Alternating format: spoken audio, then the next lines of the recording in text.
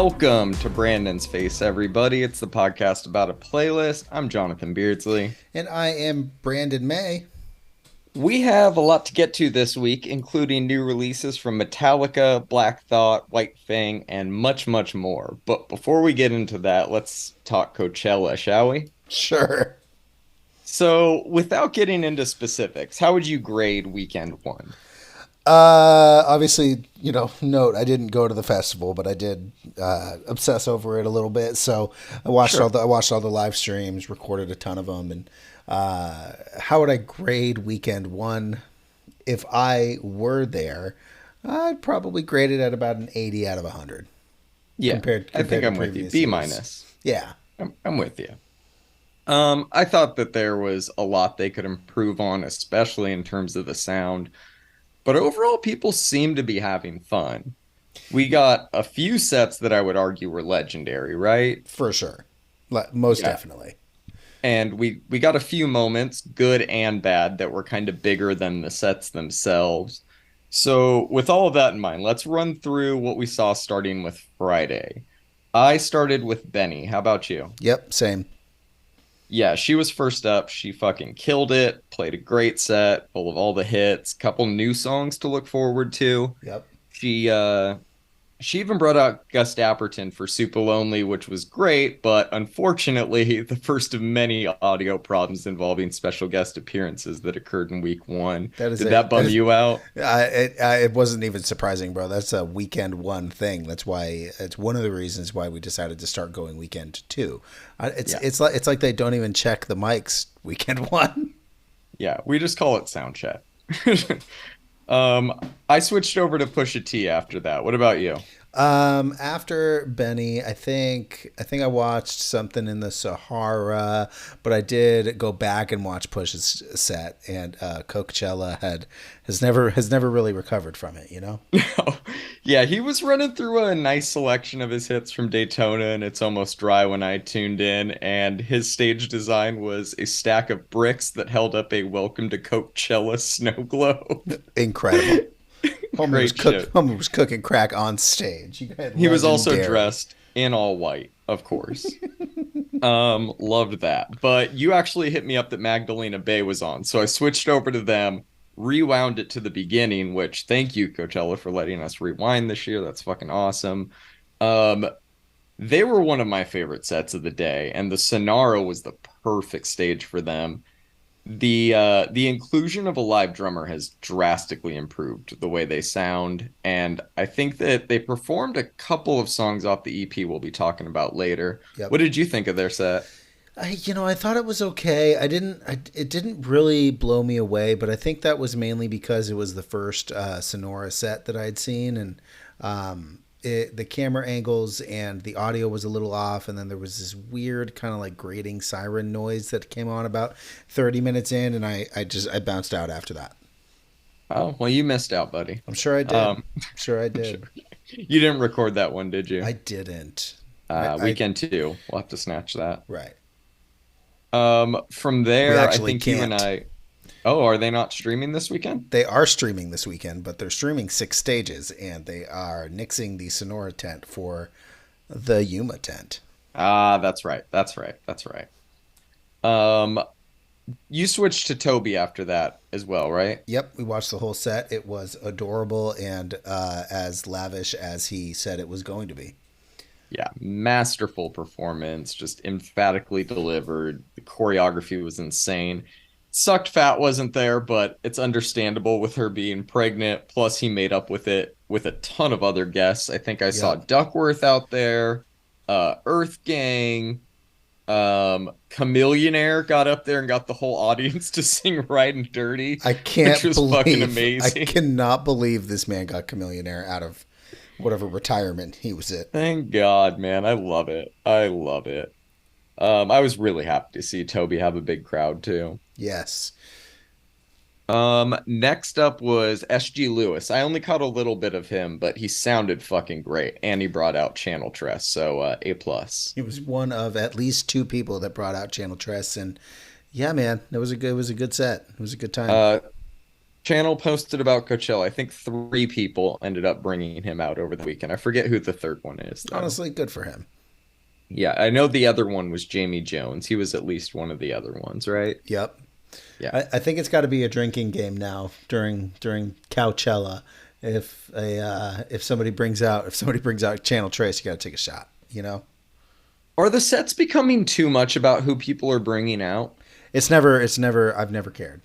Except for one time when I was trying to convince my roommate to go with us. I think it was 2014, and he was like, "Coachella sucks, bro. Tell me when John Legend plays Coachella." And then we went and we were watching Benny Benassi, I think, in the Sahara tent, and he brings out none other than John Legend. So I Yeah. thought that was a fun time, but I've I, never really cared. I like it as long as it's used to enhance an already great performance, not to try and make the performance great. Right, like Snoop and Dre. Yeah, exactly, exactly. Well, there are some of like they have so many frequent collaborators that you kind of want that from them. Right. There's probably a lot of examples I could think of, but yeah, I would much rather have a great performance from the artist that I'm there to see without having to worry too much about the guests. Well, and I think that in the public eye, it's definitely becoming, oh, who's he going to bring out this time, or what weekend are we going to get this, and what weekend are we going to get that? And I think if you just take a step back and realize that you're buying the ticket for a one of the biggest music events on the planet, you're going for that lineup, and anything else that comes up is a bonus, and that's awesome if you get it, and if you don't, Yeah. it's got to just be a okay, still had fun, you know. Yeah, I think honestly, well, that's a good way of looking at it. I honestly think that like Labyrinth, the crowd was fucking crazy for him the whole time. Him Oh bringing out yeah. Billie Eilish only like made it a little bit crazier. It wasn't like, oh, everybody was just standing around waiting for her to appear, you know? Right. Yeah. Another group that absolutely nobody was watching to see if they had guests was Blink 182, who turned out to kind of be the big moment of day one, right? Oh, for sure. Yeah, we undersold it, man. I didn't think this was gonna be good, but I fucking enjoyed it so much. Hearing them joke around again, it was just as fun as seeing them perform the songs together again, right? Yeah, for sure. I mean, if you've listened to the Mark, Tom, and Travis show, and you've seen them live before with Tom, it was an amazing moment to hear them talk about Coachella UTIs. You know, like Oh, Tom trying the Dalai Lama joke 3 fucking times, man. The Dalai Lama kissing booth joke. Classic fucking Tom. That's actually Mark's joke, and if you don't like it, fuck you. They honestly, I think, had one of the biggest crowds of the day too. I mean, I'm not surprised. You It was know, hard to gauge it in the Sahara, but it looked like it was flowing over. The set list was everything you could really want from them, and they interpolated No Scrubs into the finale of Damn It. So yeah, they played Aliens Exist, which they haven't played, I believe, since '04 or '05 live. So that was kind of a big moment. And then we also got Happy Holidays, you bastard, which is me, my wife, and I were just screaming at the screen, man. I Like, knew I knew it wasn't gonna be the like neighborhoods Blink running through the hit shit when they opened with Family Reunion. right, I was like, "Oh, okay, we're here to do this." And the right, crowd was very much there for it. It was great to see them like get the appreciation too. yeah, good for them. I didn't think they'd really be able to make it feel like a Blink 182 concert, and I wasn't there, but watching it through the stream, like definitely looked and felt more like a Blink 182 concert than I ever could have imagined it would at Coachella. Yeah, I think the Sahara was a weird choice, obviously, but I think they made it work Very for them, weird. and there was probably no other place to put them that made sense. So they Yeah, killed it, man. You can't hate on that. you cannot. So from there, I tuned into K Tronada to see if Amine would come out. He did. It was amazing. Kate Caliuchis Termine. also came out. But beyond both of the guest appearance, that was maybe my favorite set Friday. Stage design was great. Song selection was great. The crowd, the vibes, all fucking perfect. Did you get around to watching this one? I did. It's good. I'm so weird about Kaytranada. It's like slow. It's just Bro, just too slow for me. dude, that the It weird was a good fucking set. whatever the 80s filter on that one camera he had was just so impeccable, man. He really thought about every detail of the performance. I'm bummed you didn't like it a little more. I thought you were really, really, really gonna dig it. I loved that set. It was great. Nice. Well, I'm glad you Um, enjoyed it. all right. I don't know where you went from there. Next, I think I watched Gorillas. Did Yep. you check them out? Yep. We watched the whole thing. It was a very very good time, except for no dare. And except for the crowd, who absolutely sucked ass. Well, that happens when you get giant pop stars to perform at a festival like this, and they all just go there for the one pop star and then sit just like they did for Beyonce. They just sit down and they're So just you not think it into was just editing. all people waiting for Bad Bunny while they were on? Most definitely, the first 20 rows were definitely just trying to get their spot for Bad Bunny. Guess what, people? They have a fucking song with Bad Bunny, and they Right. played it. He didn't come out, obviously, but god damn it. If the person you're there to see kind of recommends these people to you, the least you could do is try and respect it. Like, for the how good that performance was, it It was was great. not getting the respect it deserved. It was great. World-class musicians, fucking De La Soul. Right. Like, wow, man, it was Come great. on. And also it was better than their headlining set in 2010. And that's saying something because that was a great set back then, you know? Yeah, I agree. I agree. And then the night capped off, I think, for both of us with the Chemical Brothers, who were just phenomenal. But you said this isn't your favorite set of theirs recently, right? You liked the one you saw more recently, tiny bit more. Yeah, just a little bit. I mean, if I saw them in 2019 on their No Geography tour, and it was the set list was just immaculate, and it was just different than this one. And I think that coming right out the gate with "Come with Us" mixed into Block Rock Block and Rock and Beats Beats. is bold choice. Yeah, It was a so little top heavy, a little but top dude, heavy, nothing but bangers. And I of think course. for a lot of people, I think they knew the crowd they were playing to. I think they were like, there's people here to see us, but there's a lot of people here who still don't know who we are, and we need to kind of play the stuff that So they've let's probably remind them. heard. I think if I tell people, "Oh, do you know the Chemical Brothers?" They might say no, but if I say, "Do you know Block Rock and Beats?" They're gonna say yes. So Most I thought definitely. opening with that was genius, honestly. Yeah, I really liked the set, man. I really like almost all of their sets. I've seen them a number of times, and I think that this one might be one probably my least favorite. But my least favorite being a 9 out of 10 is saying something. So Yes, I know what you mean by that. Also, I think in hindsight, if they keep this exact lineup, there's no question of what the move is Friday night. SG Lewis, K Tornado, Chemical Brothers, back to back to back. oh, for Like, sure. just get a good spot, get comfy, have a good time. Unless the rumors are true about Mr. Skrillex, Mr. Fred again, and Mr. Fortet coming down.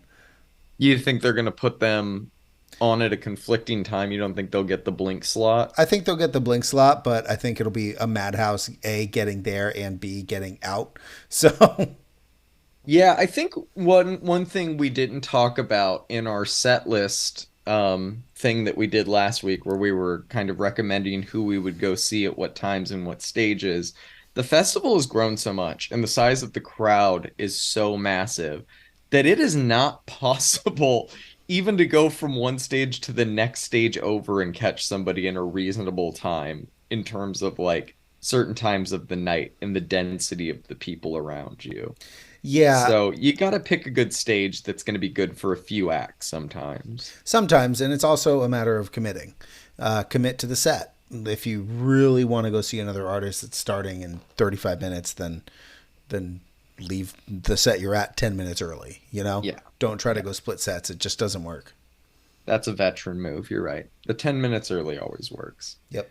All right. So headliner Friday night was Bad Bunny. I didn't catch any of his set, but I heard it was okay other than a few production issues. Did you catch any of it? I watched it. It was all right. Nothing to really write home about. From my understanding, it was the same, and I could be wrong, so don't come for me here. But it was the same or very similar set list as the world tour that he just did, which seems, Gotcha. which I don't know if I want to say lazy, but it just seems Well, I think he did have predictable. like three or four guests. He had Post Yeah, Malone and shit. So it was did probably a he? slight bit different. I don't know. He I did, didn't but see. he did, but his mic was broken because they apparently don't check Oh, mics. God damn it. Fucking Coachella. God damn it. They're the most frustrating one we'll get to shortly. Right. Anyone else from Friday you want to talk about? No, that is it, my man. Okay, so Saturday I only caught a few acts, but what I caught was great. Started with Loop Daddy, only caught the end of his set, but classic fucking Loop Daddy running around in his underwear, yelling nonsense over some sick ass beats that he just made up on the spot. Did I Yep. miss anything? Nope, you didn't, and I'm really glad that he closed with Alarm Clock because that's how people are going to know him, and Oh it's my kind God. of a cute little signature on the at the back end of his set. And I love the fact that he built his bedroom on the main Yeah, stage of oh my God. Coachella. His stage design Like, being the bedroom was fucking there's a hole in the fantastic. wall and everything, man. Also, just the like, you guys like the weekend? Come on out, April. You guys aren't getting shit. Special surprise once in a lifetime. Oh Oh, man, he that's was a good. fantastic way to start the day, and I think I watched that set on replay a few times too. Yep. After that, I switched over to Kenny Beats, who fucking A man Just brought down the house, man. Just brought brought down the house. down the house. He turned the Sahara into a boiler room. Yeah. Played nothing but fucking classics and bangers. He chose zero stage design only to be surrounded in scaffolding by people dancing. Um I It, think that was a smart move too. it What was about you? incredible. It was incredible, man. I every track coming up was just I was like, okay, we're doing this now. Dude, I saw Benny up there, I saw her band up there, I saw Luke Daddy up there. That might have been my favorite set of the weekend. That felt like a real party. I think it really was. I think being in that tent was probably a very special move. I think all of the people who split their groups up and people went to other tents, the people that went to Kenny Beats were probably laughing in their friends' faces, like you made the wrong choice. There was a camera that they had from like above behind the stage just into the crowd, and like during that set, it was just a sea of fucking people and smoke. It was Yep. incredible, dude. I was jealous. That was one of the few sets I was very actually sad to miss. Right. Um, I think I went out to dinner after Kenny Beats and got home sometime around Rosalia. Who did you catch most of that day? Caliuchis. Okay, I Um, did catch Caliuchis. Well, she was Sunday though. This was was she? Saturday. Was Yeah, she on Sunday? she was Sunday. I forget who we watched now. We watch? We might have gone back and watched some of the sets from Friday that we missed, like Wet Leg. Um, How were they? very good, very good. I'll have to check that one out. I've been apprehensive about that band on the podcast very vocally, and I will say that they killed it. It was very good. Gotcha. Yeah, and you also told me to check out a few DJ sets that I think were that day too. I checked out the who are the ones in the spaceship? What one was that? Oh, Two Friends. Two Friends. I checked out Two Friends. That Was was a that really great? good time. That Was was that a a great really set? good time. Yeah. Super Great cheesy. stage design. Oh, over the top cheese, but it was great. Yep. Yeah, so I made it home in time to catch Rosalia, who fucking went out of her way to make this performance special. Most Uh, definitely. her set had all the hits, insane choreography, surprisingly great cinematography, Yep. plus a guest appearance from Raul to perform two of the songs off RR. Which you called. Yep, I called it. And Oh, she threw in a few covers that I've never heard her do before. She did Blinding Lights by The Weeknd. She did Hero by Enrique Iglesias. It was fucking great. I loved that set. yeah, it's very good. Burna Boy, that's who I watched. Oh, that's right. So you said his was supposed to be crazy, and I watched it back. It was good, but like Nothing really stood out to me. Really, I thought that it was really good, man. I think It was great. I just didn't know like what you meant by crazy, I I guess. mean maybe I had been drinking, but I thought that it was very good. It was very tight. It was a good performance. All of the live instrumentation, all of the I mean it was very cool.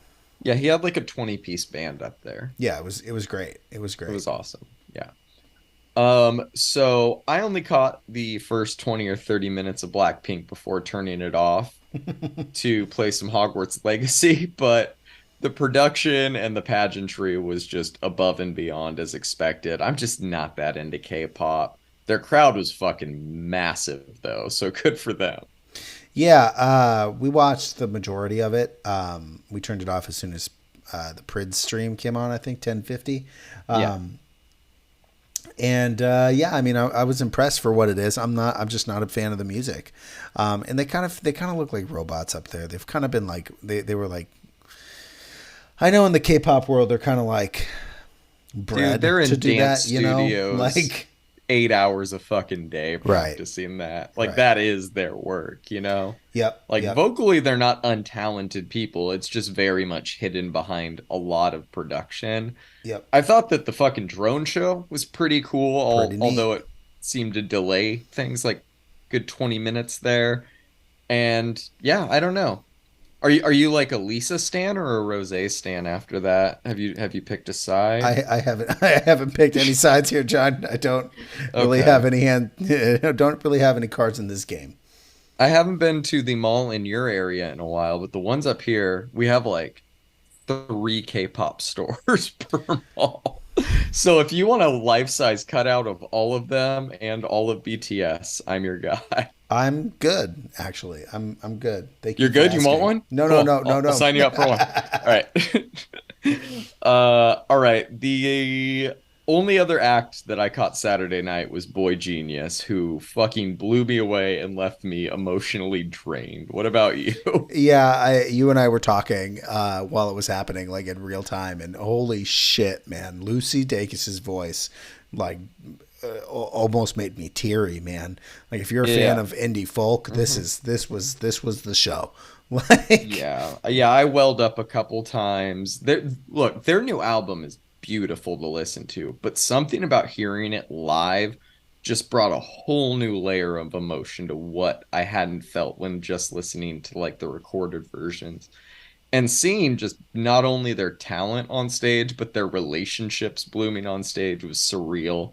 yep. Ending it all with fucking Phoebe and Lucy trying to pull Julie into the ground while she's mid solo Yep. was a beautiful way to end it too, man. That was epic. Most definitely. It was a very, very good set to watch.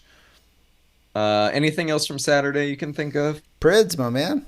Oh, Mr. Pritz, Prids Hollow. Hollow. Hollow closed out Saturday. I checked it out online afterwards. It was fucking incredible opening with the phone gag. What did you think of it? We'd both been talking about what would Hollow at Coachella look like, and from a streaming point of view, it looked like Hollow. Yep. Yeah, that's it. It looked like Hollow. It is Hollow. It is Eric Prydz doing his Eric Prydz slash Cerez D style stuff. And if you're into that, then go see that. And then obviously Labyrinth. Labyrinth was good on Saturday also. I think a Was lot of Tale of people Us Saturday too? think Tale of Us was also Saturday, sir, and they put on a crazy set. Great show. I like how they opened with the set that everybody wanted on their phones because they were like, all right, let's get this shit out of the way. Yep. Now let's go into it. And I really like Tale of Us how they at one point turned the Sahara off. They turned the lights off in the Sahara besides like a couple of can lights, and it made the afterlife visuals just speeding across the LED screens when they finally came on so much more impactful. I agree. And I like how them and Prids both do that thing where, like, if you're watching the highlights on social media, you'd think that this is the most over the top visual show, which it is at times. But they take all of that away a lot and they Yep. bring you back down to a place of just darkness. Yep. And then they slowly build that back up to where when that visual kicks back on, you're just blown away every Right. fucking time. It's Right. it's magic, dude. He killed it. I loved his set. Yep. And then I think wasn't Whyte Fang on Saturday too? I stayed up pretty late. I have still not seen the Whyte Fang set. I need to check that Oh, out. We'll be talking about the Whyte Fang album a little bit we later, which I will. have checked out. How was the Whyte Fang set? Very good. It was very good. She is She just killed it. on one, man. She Fucking killed it. like 7, 8 months pregnant, just got engaged. Yeah, coming off the best album of her career last year. Allison is just on top of the world. That was phenomenal. Most definitely. And then of course, how can we go? How can we leave Saturday without talking about Calvin, Mr. Harris? Oh, that's right. See, I guess I shouldn't have done this by day because I went back and watched sets too, and now I'm kind of mixing Right. up who was on what day. This was very good, and we'll get into the curfew stuff a little bit later, but there's a very funny video of like you have to pay $1,000 a minute every minute you go over curfew, and it's like Calvin Harris at 1:06 a.m. and it's just all the lasers and shit going off. So I don't know if he paid for that. It was most likely Coachella paying for that. Yeah, But Golden Voice will take care of the fines. They might take it away from his money, but I'm pretty sure they already paid him. So I'm as sure all that shit's written into their contracts. yes, I'm sure it is too. But yeah, as two people that really don't like his pop EDM era of albums, I think you and I both really enjoyed that set. Yeah, I gotta say I've seen Calvin Harris headline Coachella twice. Once in 2014, and he blew me the fuck away, man. I remember leaving that set being like, I'm a Calvin Harris fan again. And then in 2016, I'll never forget. We were watching Sia on the main stage. I wanted to go catch the end of Adam Beyer and the start of Maceo Plex. Nobody wanted to go with me, so I hit the Yuma tent on my own. Came back right before Calvin Harris was to start, and he threw down one of the worst EDM sets I've ever heard in my entire life. And Yikes. it was just, and people who were there can most definitely corroborate this story because it was not good. I was also not like inebriated at all, and I really I like. gotta look that set list up later. It's pretty bad, man. Oh, I can imagine. There were some moments. I think that was when he had just released his first Funk Wave Bounce album, and I could be wrong there. Maybe that was 2018, but yeah, it was just not my jam at the very least. And so I was apprehensive, obviously, to watch his set. I was like, which way is he going to go? He just released a Funk Wave. Let's see what he does. And he just all the bangers.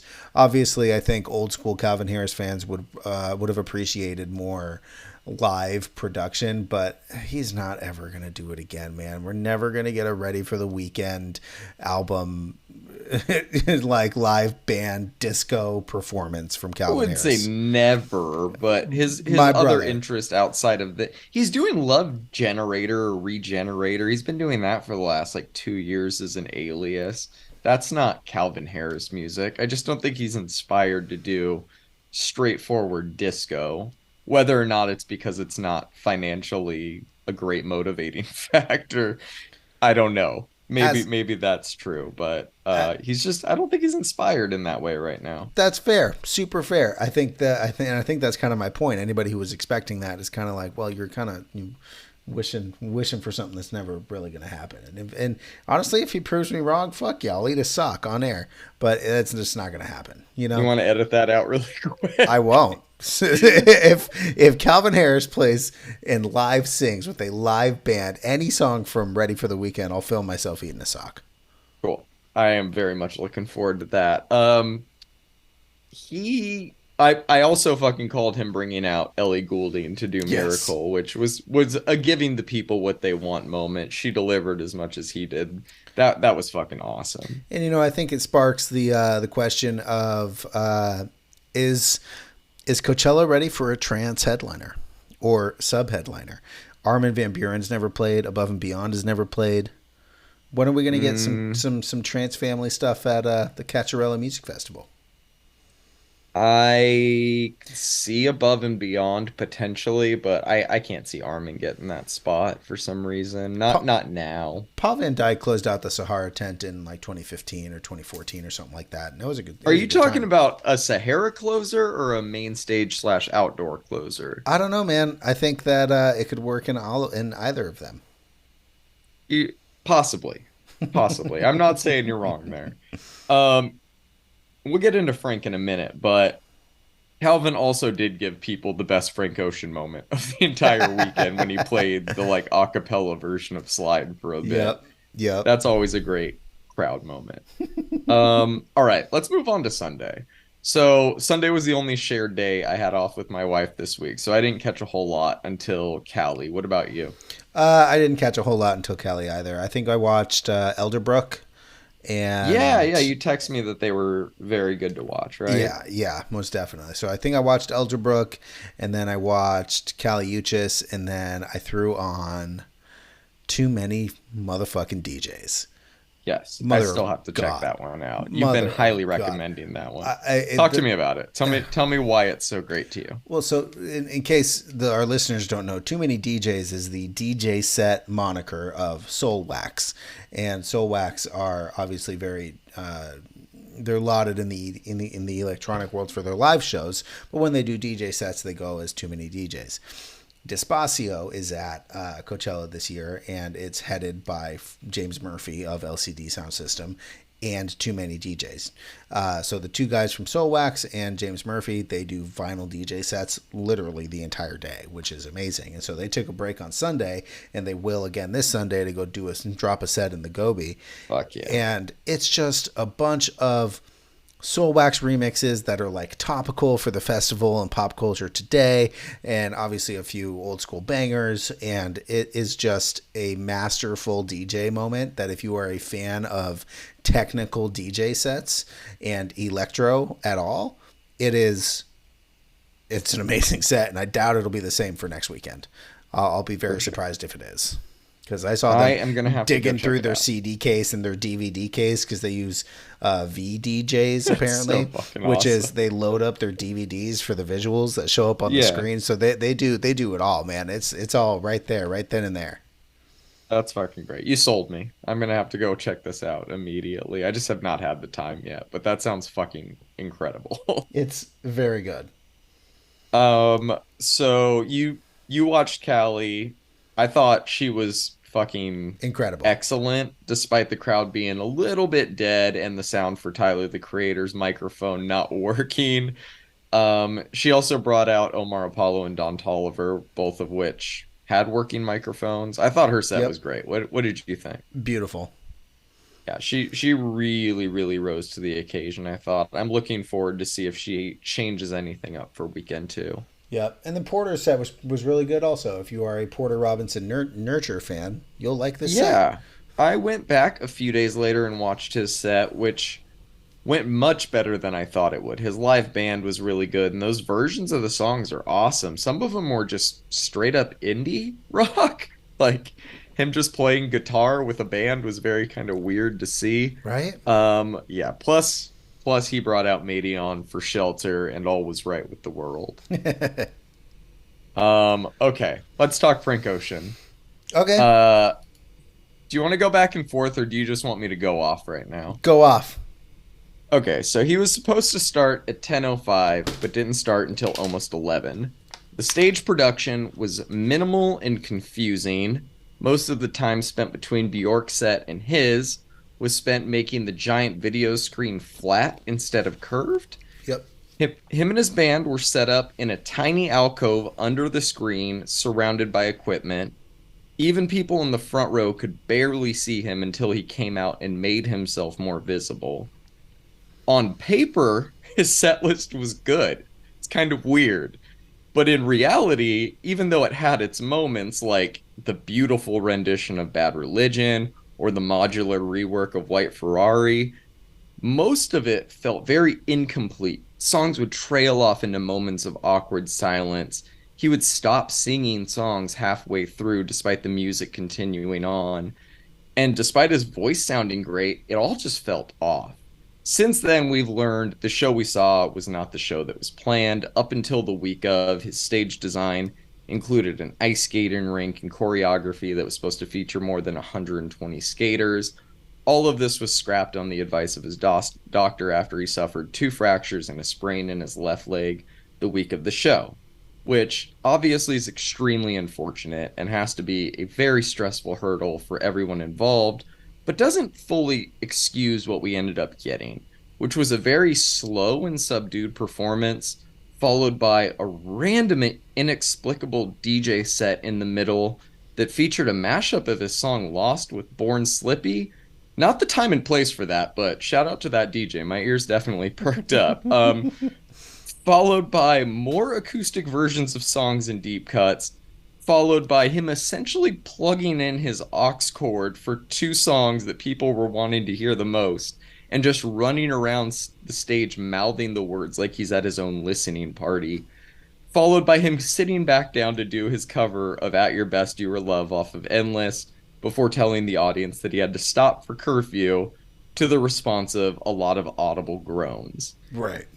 He did not offer much between song banter. He's not Blink 182. It's not exactly what he's known for. But what he did say, I think, was kind of telling. I definitely heard him say this is chaotic at one point. And yes, Frank, it was.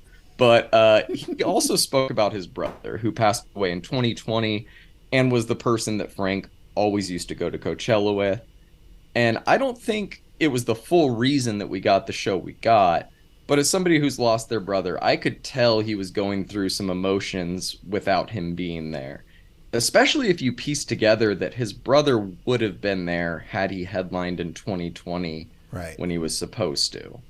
All of that, plus this injury, just seems to have been too much for him. That probably would have been too much for most people, to be honest. So in that regard, I kind of respect him for getting up there at all. But that doesn't really change what happened. This is going to go down as one of the most bizarre sets in festival history, not just Coachella history.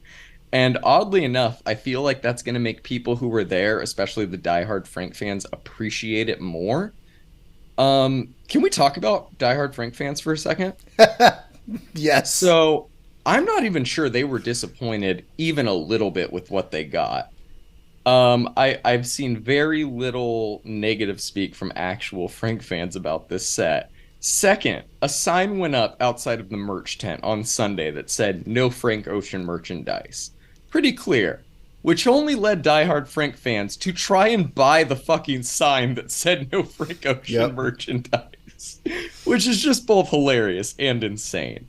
And lastly, as much as people are just shitting all over his set, if a vinyl of it went on his website right now, it would sell out in seconds. Most definitely. These people are unbreakable.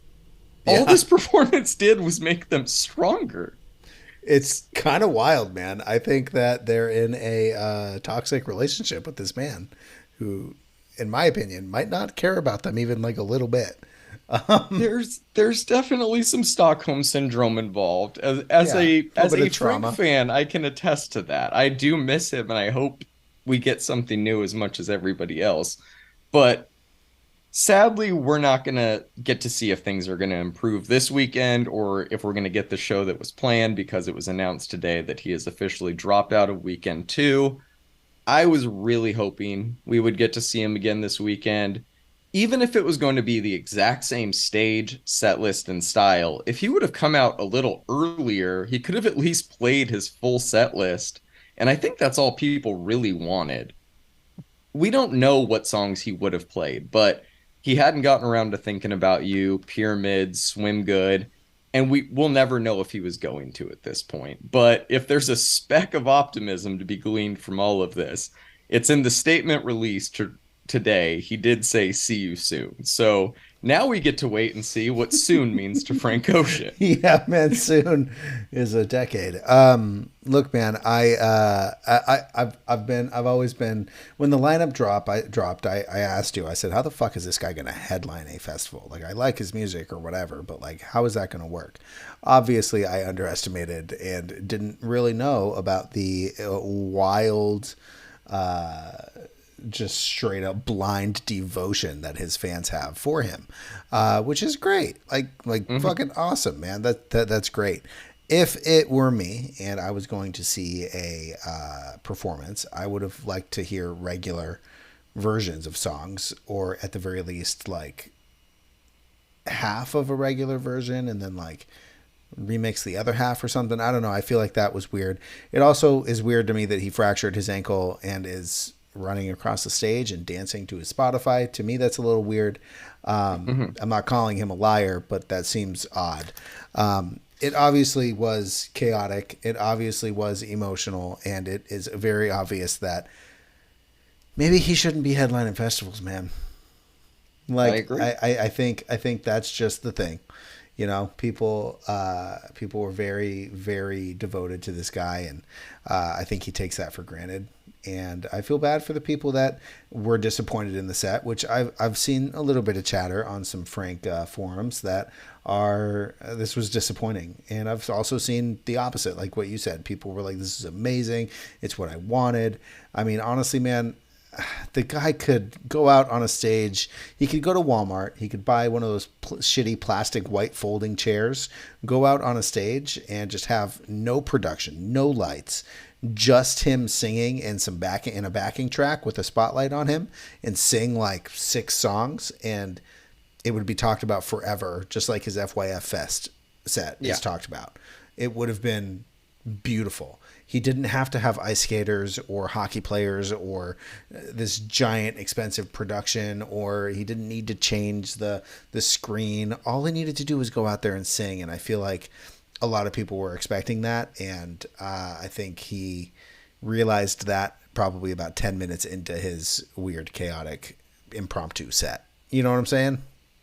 Yeah, I get it. And like I said, it really, even though all of it adds up to something very, very overwhelming and sad, it doesn't exactly excuse it. He had a full band up there. Like, if anything, lean into the minimalism, take all the shit away, Right. play on the stage with your band, sit on the stool if you want. Fucking Dave Grohl just did it. Like, lots of people have broken their leg and still played. He still went on with the show. So it Florence was, Welsh did it at Coachella weekend 1 and came back weekend 2 in a chair and just destroyed it. dude, So, yeah, I just think like, yeah, he should have just gone old school music festival. I think anybody that has ever seen the last time he played Coachella was kind of hoping that same Frank would be there, but it's like people change so much over the years, oh, for man. sure.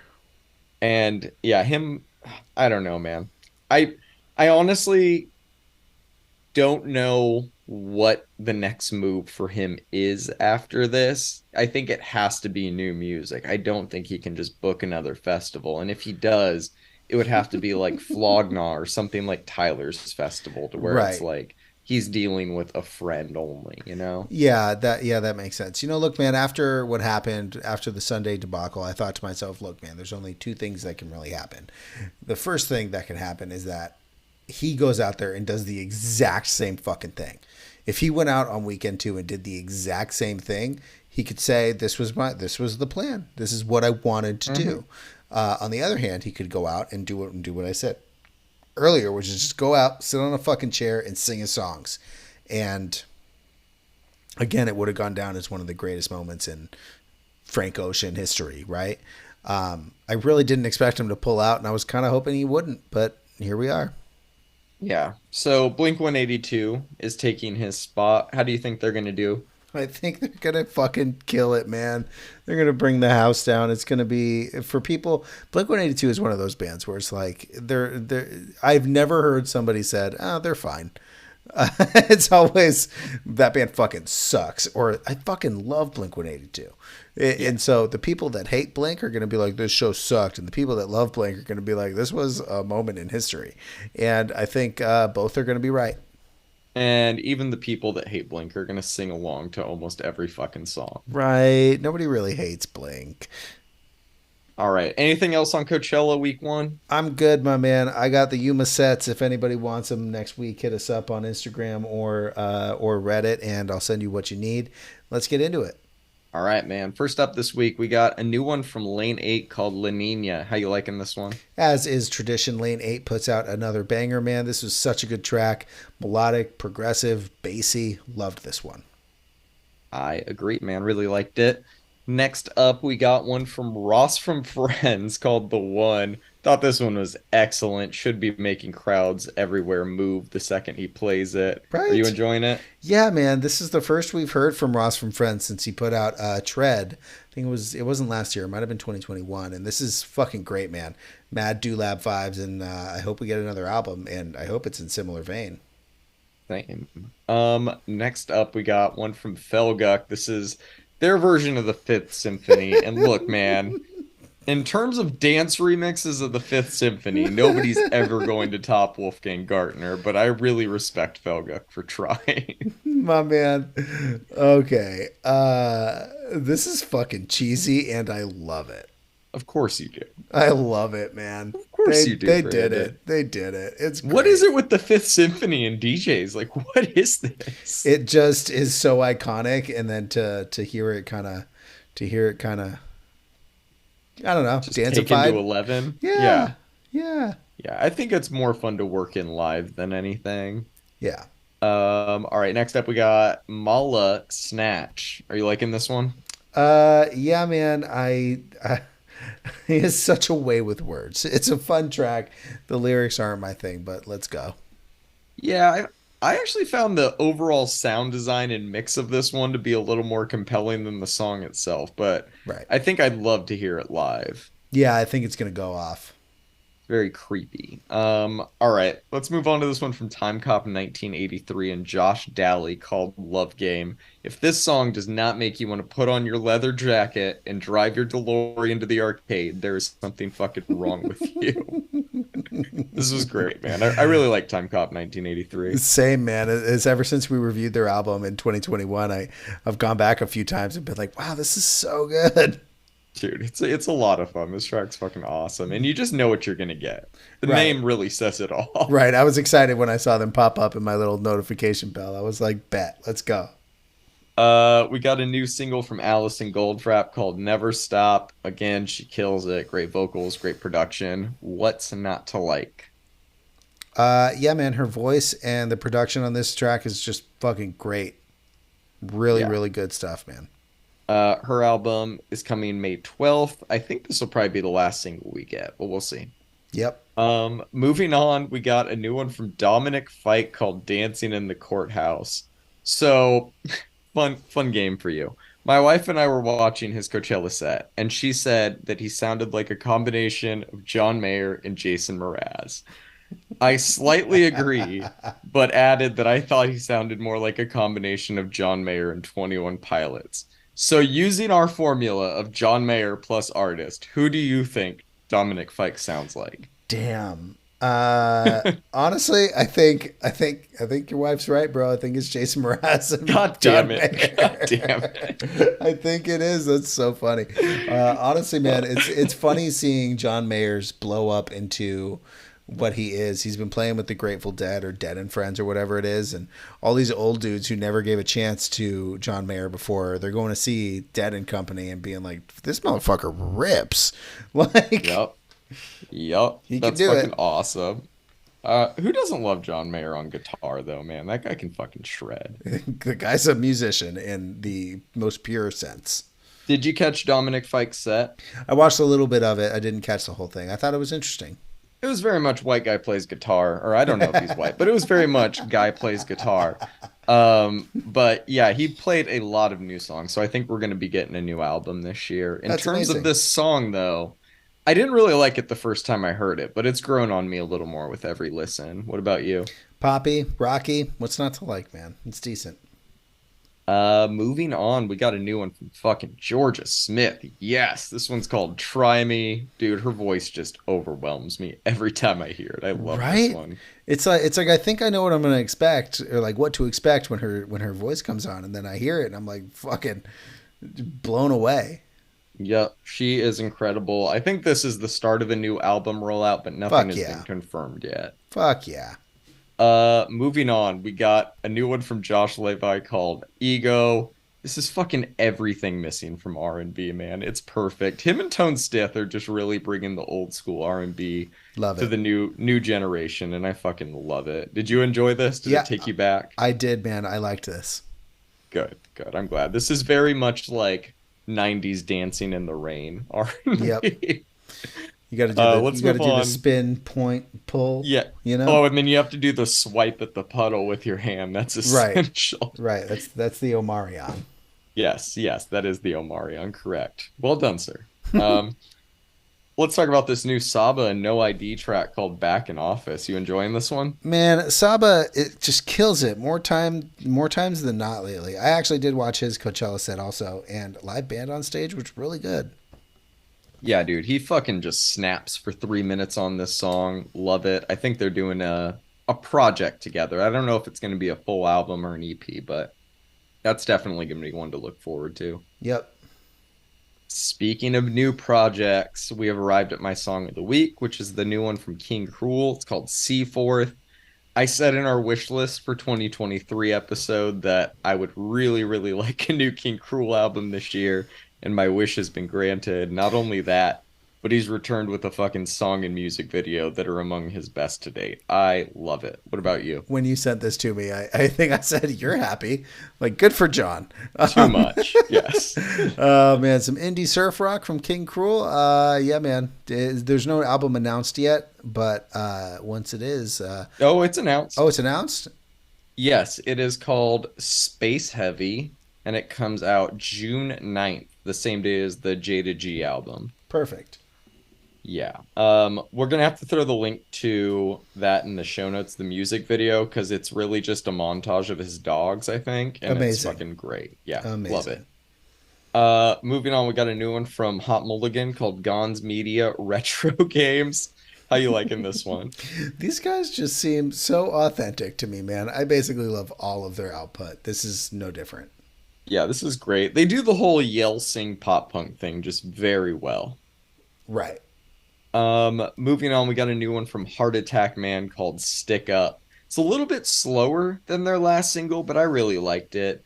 The This is a Stick Up, Put the Money in the Bag bridge should be a lot of fun live too. What did you Right. think of this one? Yeah, man, I've liked the last few singles that you've added. And as a rule, I don't really like sirens in my songs that I listen to. I didn't like that part in this track, but I thought it was really good other than that. It at least makes sense contextually to the Yes, stick up part. that is very true. That is very true. But I'm with you. It's a sound effect that I think freaks out a certain type of person when they're driving, especially. What are you trying to say? Nothing. Moving on, we got a new one from The National and Phoebe Bridgers called Your Mind Is Not Your Friend. Did you enjoy this one? This track is fucking beautiful. I know you didn't enjoy it, but god damn, this track just is gorgeous. I'm not going to say it is or isn't, but sadly, my newfound appreciation of Phoebe Bridgers' music did not help me enjoy this any more than any other song of The National. I will I say that. I get you. I understand it. Um, all right, last single of the week. We got a new one from Portugal the Man and Edgar Winter called Champ. This one Fuck is yeah, we fucking did. wild. They go from one of the most exquisite vibes curated on wax that they could have possibly created into a post-punk experimental breakdown, into a weird ass synth, into a saxophone, and it works. It's fucking great. Yeah, this is my song of the week. I love this band so much. They fucking do Yes. it. They bring out their hardcore roots into some like jazz shit at the end, man. This track has got me fucking pumped for the album. I thought your song of the week was going to be on Magdalena Bay. I misjudged. It was close. Yeah, this new album is going to be a lot of fun. Really looking forward to that dropping in June. Most definitely. We got a couple EPs to discuss here. The aforementioned Magdalena Bay Mini Mix Volume 3 was not expecting this, but I will happily take it. The whole project goes by a lot faster than I want it to, but Right? that two-song run of Two Wheel Drive and Top Dog is just fucking excellent. And yeah, I'll be bumping this until their next album. What about you? Most motherfucking definitely, man. This EP is fucking great. I I just love the chord progressions, the vocal filters. I love all of the synth work. It's just really top notch, man. I've become a pretty big fan of theirs. We still listen to Mercurial World like all the time. Oh yeah, same, same. That one is never leaving my rotation. It's a good one, man. It's a good one. All right, talk to me about this new EP, Automatic Functions by Ricardo Garduño. I don't have much to say, man. This is techno. It is fast, it is industrial, and it is incessant. And that's just how I like it. The last track, I Knew You Wanted It, kind of progresses into this fucking super heavy, crazy thing. And I love it. So I really liked it. What did you think? It was good, man. A lot of texture, so much bass. The whole EP just goes fucking hard. It's great. Yep, I super agree, man. This Ricardo guy has got something. He's doing something right. I agree. Let's move on to the albums, shall we? Sure. So, I'm dying to hear your thoughts on the new Metallica album, 72 Seasons. Please dive in. All right. Let's get the bad out of the way first, shall we? Yes, We can talk about the good because there is some good on this record, but the bad I agree. is very obviously. I've been a very vocal hater of Lars Ulrich, and holy shit, man, he's good at what he does, and he's probably a better drummer than I am, but I feel like he's holding the whole band back, man. I don't really know, but I feel like they're just writing the drums by what Lars is able to play live. There is one track where the drums just fucking rip, and it is Lux Aeterna. I doubt he'll play this live. He can carry a 4/4, no problem. He has some interesting fills, but his double kick drum just isn't used, and it is sometimes, so that's hyperbole. But look, man, their music could just be so much more dynamic with like actual drum grooves.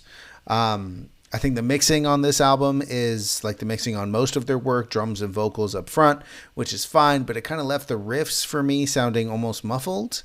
Yeah. And I'm not going to sit here and drone on about Lars because I think that's silly, but here we are. For now, for the good.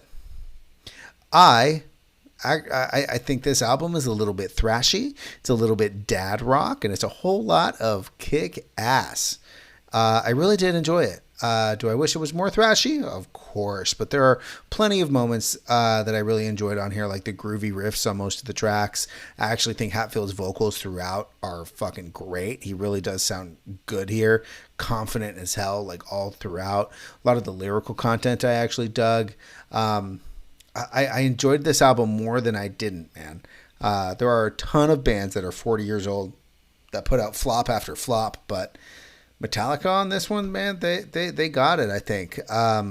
If it weren't for Lars's drumming, I would probably have it around a 7, but I'm going to go ahead and rate it somewhere between a 4.5 and a 5 for me.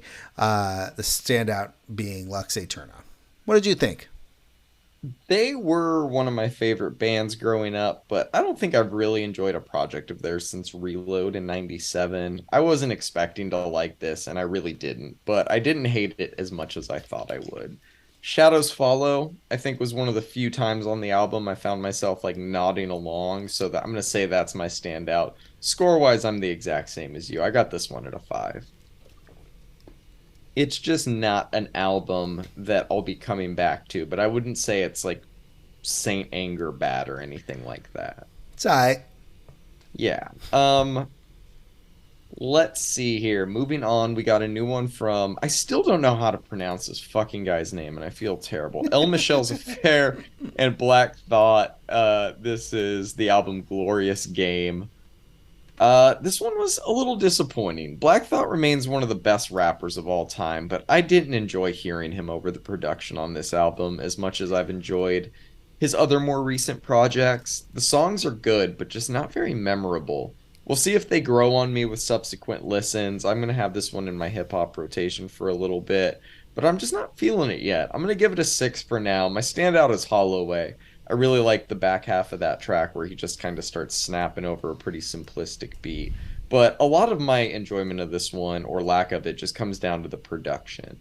Did you enjoy the production of this album? Most definitely. I had a feeling it would be more up your alley than mine. Did you enjoy it more than the Danger Mouse album? I scored both of them the same, actually. Okay. So Look, man, We'll dive in. I'm Give me your now thoughts. certain that Black Thought is indeed the best rapper alive, based on technical ability alone. Like, I'm certain. The way he just effortlessly flows from line to line, the incorporation of like highly advanced pentameters, and just absolutely gorgeous production on this album is why it is clearly in the running for me for the best rap album of the year so far.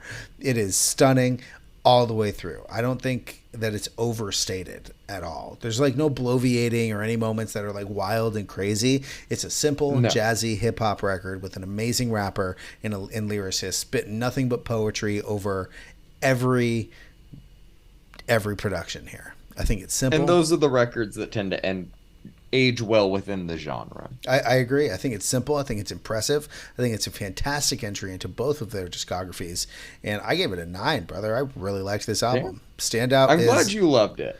yeah, my What's your standout is standout? I Would Never. I really like this track. Good. I mean, that's a great song. I think that, like you said, it's not showy. This isn't an album that blew me away on the first listen, but it's definitely going to be a consistent one in my rotation. And those are the albums that kind of grow on me. Joey Badass's album was very similar last year.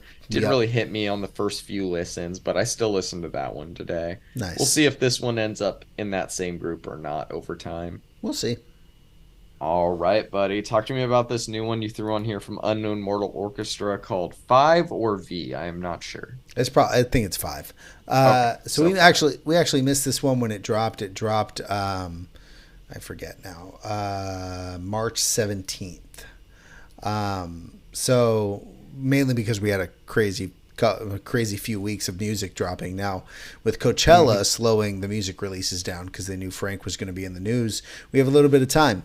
As you know, I am a big fan of this style of indie rock, and I've been a fan of Unknown Mortal Orchestra for I think a few years now. 5 is a good album. It's got this kind of like Portugal the Man meets New Arctic Monkeys meets local natives sound, and I actually really dig it, man. There are massive instrumental breaks, and this album is best when they kind of really find their groove, like on Weekend Run, where the vocals and the instruments are just kind of trading spotlights. It's a really easy listen. It's super chill. It's well written and well produced. I don't think it's gonna stand out at the end of the year as like an incredibly produced album, but man, I really enjoyed my time with it. What did you think about it? I gave it a 7. My standout is Weekend Run. I didn't enjoy it as much as you. It kind of sounds like the 1975 on ketamine.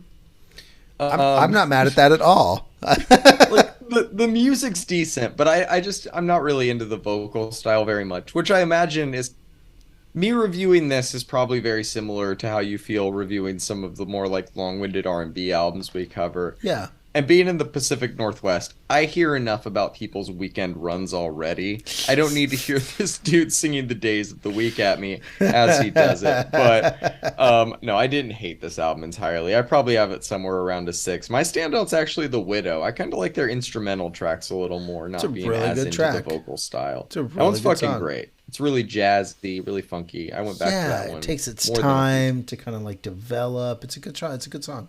What's the other one? Shin Ramyun. I really liked that one too. Oh yeah, yeah. There's a few gems on this album, man. Yeah, I agree. I'll revisit it in a few months, see if it's hits me any better at that time. Yep. All right, let's talk about this new Whyte Fang album, Genesis. You caught her Coachella set, so you go first. Maybe you can add some more context to some of this. God damn, man. This album rips at times. And at times it doesn't rip. It's still pretty neat. Her desire to transcend genres has been fulfilled. We get a completely genreless album because it's everything. What genre is this album? Yes. There's indie, there's trap, there's rapping, there's jungle, there's D&B, there's dubstep, there's techno, there's house. It's all here, man. The intro is fucking great. I think it was a perfect way to start her Agreed. Coachella set. She actually started with it. I think because it's kind of all over the place, it lacks some cohesiveness, obviously. That's not to say that it isn't good. It's just kind of all over the place, right? Yeah. I really did like watching her set. She remixed "Throw Some D's on It," which is fucking awesome. Yes. Fuck I'm yeah. sure she'll play it again this weekend. Overall, man, I really liked this album. I think it's a good representation of what she was trying to do. I have it somewhere between a 6 and a 7. My standout though was 333. That is a way to that's the way you start an album. I agree, man. This album goes fucking hard. Wait, did you give it a score? Yeah, and somewhere between a 6 and a 7. Okay. Okay, yeah, man. I shouldn't have expected I should have expected as much, but as I'm sure you've gathered by now, I didn't really enjoy a lot of this week's new albums. So this one Right. and the Magdalena Bay EP were kind of my saving grace. So maybe I'm grading it on a curve a little bit, but I really enjoyed this one. I never really know what to expect from an Alias project, but Allison killed it with this one. My Yep. respect for her as an artist has just grown immensely after seeing her drop what is now two great albums in back-to-back years, play Coachella while in like the third trimester of a pregnancy, and also just getting engaged. Like a lot is clearly happening in her life, and it's happening as she's hitting her creative peak. I'm very excited to hear how all of this upcoming life experience is going to like influence her future projects. But it's nice to get this project before what I'm imagining is inevitable and much needed break. I'm giving this one a 7. My standout is just that entire 4 song run to start the album because that shit goes hard. I love Scream though. If I had to pick one, I'm gonna say Scream. Scream's a very good one. Did she bring out any guests? I gotta be honest with you, man. I was drinking, so I'm not entirely sure. I don't think that she As you did though. should be. As you should have been. I don't think she did. All right, man. Let's cap this week off with this new one from Devangelic called Zool, Exul, one of those. Tell me your thoughts on it. I'm calling it Zool. Um, Let's say Zool. Again, it was a slow week. I was actually gonna do a write up on this one, but I couldn't find the time to sit down and write the review I wanted to. So let's just chat about it. This is in the running for my favorite death metal album of the year so far. It from right now it goes Ashen's album. I think it's Rites of Ash. Hmm. This one and then Ultar's album. Uh, this is just classic brutal death metal. When I was first diving into death metal, I found the band Nile. They do a lot of a lot of writing about Egyptian stuff, like ancient Egypt Hmm. shit. It's really I good. would imagine with a name like Nile. They put out an album in 2005 called Annihilation of the Wicked that really propelled kind of the brutal side of death metal to the forefront of the genre. And I was getting massive comparison vibes to this album while listening of to Annihilation of the Wicked while listening to Zool. And Gotcha. that's high praise in death metal, and these guys kind of deserve it, man. This was released by Willowtip Records, which has also released some pretty cool albums that I liked last year. For example, the Abstract Illusions album. Look, man, I know you're quite not on my death metal level, but I'm very curious to hear your thoughts of the album. I fucking loved this. It is nonstop brutality. It is in your fucking face. There are some double bass grooves that are just fucking insane. Some of these riffs are like melodic and straight up heavy. Some of them are just fucking tear your face apart heavy. And by God, man, this is death metal in one of its most purest forms. And it's also mixed perfectly for a death metal album, in my opinion. It is that perfect blend of I recorded this in the garage and I recorded this in a professional studio, and Yeah. that's got to be a hard kind of note to hit as a mixer masterer. So I'm gonna give props to whoever mixed and mastered this. I'm giving this one a 9, man. I really like this album. Which Shall Be the Darkness of the Heretic is my standout.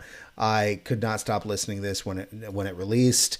It's been out for a little bit now. We missed it. It was out on the 7th of April, so I've been listening to it for a little bit over 10 days, almost 2 weeks now, and it's been a daily listen for me. So, what did you think about it? Yeah. Few album of the year contenders on this week's playlist for you. Yep.